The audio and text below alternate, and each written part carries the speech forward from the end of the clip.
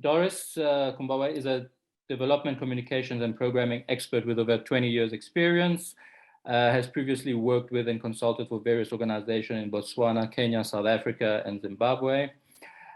She's currently a consultant for the Center for International Private Enterprise, CIPE, and she's a CIPE anti-corruption compliance consultant / trainer and a member of the Africa Business Integrity Network.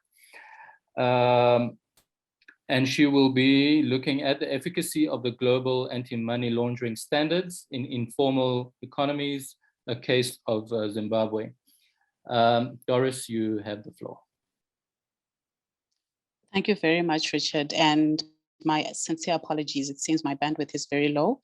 And so somehow you couldn't hear me, but I was online. I've had to change to my phone, so apologies for that. So my presentation is just going to do a case study of Zimbabwe in terms of analyzing the efficacy of global anti-money laundering standards in an economy such as Zimbabwe, which is generally and basically an informal economy. So I'll ask whoever is sharing the slides to assist me in moving forward. Thank you. So generally, in terms of the FATF standards as they stand, Zimbabwe is considered to have made significant progress since its last evaluation in 2016 by Eastern and Southern Africa Anti-Money Laundering Group. And so the country is seen to have taken as specific measures and addressing compliance issues and deficiency in its last mutual evaluation report. And so as the country stands, according to the 2021 report, 14 recommendations have been re-rated to largely compliant and compliant.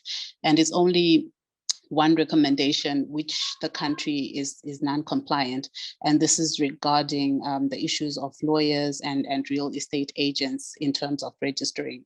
And so FATF was here in Zimbabwe in January 2022, and in March Zimbabwe was upgraded and it was removed from the FATF gray list. And so this was just a table, the next slide, to just highlight where it stands, mostly largely compliant and compliant with FATF standards. And so we see our country has actually developed a national strategic plan around anti-money laundering and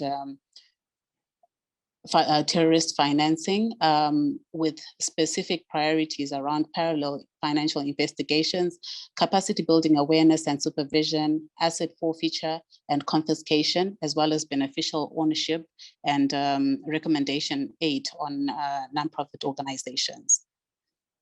So, however, we find that Zimbabwe is different from the countries that initially came up with the Financial Action Task Force, which is the G7 and other countries that have since joined, because essentially it is an informal economy, meaning that if we take the ILO and IMF definitions, that it is considered a gray economy or shadow economy or black economy. It comprises mostly of small businesses that distribute goods and services, mainly made up of independent, self-employed manufacturers in developing countries, and with some employment around family labor and a few contract employees. And so we find that we are essentially 60% of its GDP. This is the next slide. 60% of its GDP, of Zimbabwe's GDP, comes from the informal economy, making it the largest informal economy, second to Bolivia in the world. So it is Zimbabwe's biggest employer, sustaining livelihoods of up to 86% of the population. And this is actually a conservative figure from government itself. Independent assessments configure it around 94%.